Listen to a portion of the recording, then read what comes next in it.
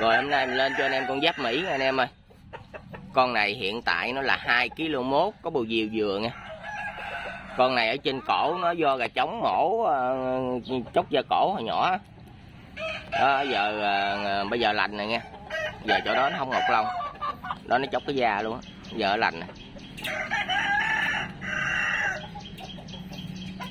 Con này giá 1.3 bao ship các tỉnh cho anh em nào thấy hợp nhãn thì alo cho mình. Này bự ký 2 kg mốt, có bầu diều dừa, đang đẻ lưới xo.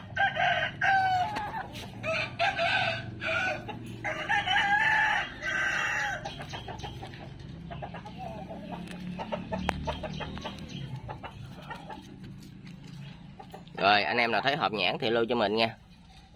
1.3 bao ship các tỉnh.